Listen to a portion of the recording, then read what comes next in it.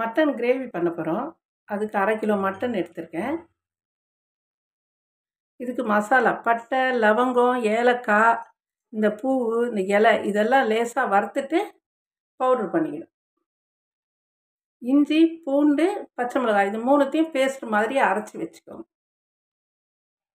இதை மாதிரி பவுட்ரு பண்ணி வச்சுக்கோங்க. இந்த மசாலாவை இந்த பேஸ்ட் இஞ்சி, பூண்டு, பச்சை மிளகாய் பேஸ்ட் ரெடி பண்ணி வச்சுக்கோங்க. ஒரு குக்கரை வச்சுப்போம். அதில் 2 டீஸ்பூன் நெய் ஊற்றிப்போம்.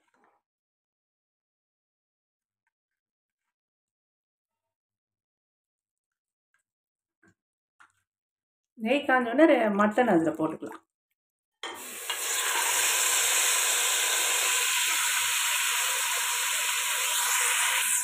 இந்த நெய்யிலே இந்த மட்டனை நல்லா வதக்கலாம்.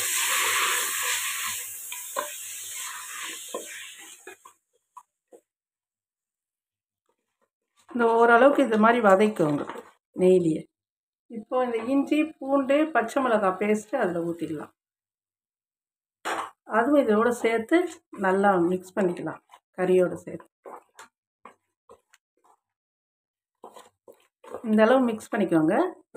இப்போ கறிக்கு தேவையான அளவு உப்பு போட்டுக்கலாம். இது இதோடு சேர்த்து நல்லா மிக்ஸ் பண்ணி விட்டுக்கலாம்.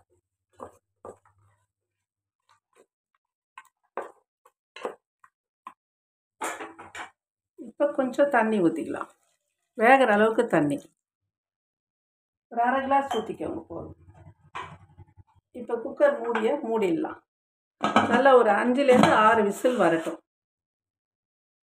இப்போ குக்கரை திறந்து பார்க்கலாம். 5-6 விசில் வந்துடுச்சு. கறி வெந்துடுச்சு கொஞ்சம். இப்போ இதை எடுத்து வச்சுக்கலாம். கறியை ஒரு கடாய் வச்சுப்போம். இப்போ கொஞ்சம் எண்ணெய் ஊற்றி எண்ணெய் காயட்டும். 2 வெங்காயம் அரைச்ச விழுது இதில் போட்டுக்கலாம். எண்ணெயில் இது எண்ணெயில் நல்லா வதக்கலாம். நல்லா வதக்கலாம். பச்சை வாசனை போகிற அளவுக்கு வதக்கணும். நல்லா இந்த அளவுக்கு வதக்கிக்கோங்க. இப்போ மசாலா சேர்த்துக்கலாம். மிளகாய் தூள், மிளகாய் தனியா அரைச்ச தூள் இது 2 டீஸ்பூன் போட்டுக்கிறேன் நான். உங்கள் வீட்டில் மிளகாத்தூள் தனியாத்தூள் தனித்தனியாக வேணால் இருந்தால் போட்டுக்கோங்க. நான் 2 கலந்த தூள் அதனால் போட்டுக்கேன். மிளகுத்தூள் கொஞ்சம் போட்டு மட்டனில் உப்பு போட்டிருக்கோம். இதுக்கு எவ்வளோ தேவையோ அந்த அளவுக்கு கிரேவிக்கு தகுந்த மாதிரி உப்பு போட்டுக்கோம்.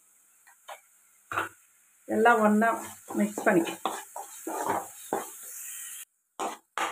எல்லாம் ஒன்றா மிக்ஸ் பண்ணியாச்சு. இப்போ இந்த வேக வச்ச கறியும் அந்த தண்ணியும் ஒன்றா சேர்த்துக்கலாம். எல்லாம் ஒன்றா கலந்து விட்டுக்கலாம். எல்லாம் ஒன்றா கலந்து விட்டாச்சு. இப்போ இந்த தண்ணி சுண்டுற அளவுக்கு கொஞ்சம் அந்த பச்சை வாசனை எல்லாம் போட்டோம். அது வரையும் ஒரு 10 நிமிஷம் மூடி வைக்கலாம். 10 நிமிஷம் ஆயிடுச்சு. திறந்து பார்க்கலாம். நல்லா கிரேவி ஆயிடுச்சு. இப்போ கொஞ்சம் தேங்காய் பால் விட்டுக்கலாம். முந்திரி பேஸ்ட், தேங்காய் பால் இல்லை, முந்திரி பேஸ்ட் தேவையான அளவு போதும். இதுவும் இது ஒன்றோட சேர்த்து மிக்ஸ் பண்ணிக்கலாம்.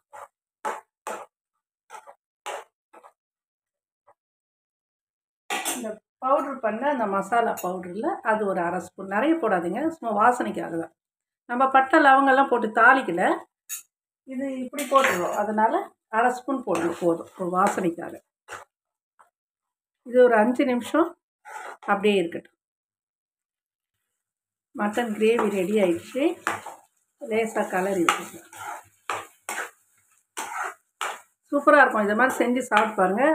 இந்த நெய்யிலே மட்டன் வதக்கிறதால அது டேஸ்ட்டு வேறு மாதிரி இருக்கும். செஞ்சு சாப்பிட்டு பாருங்கள். அவ்வளோதான்.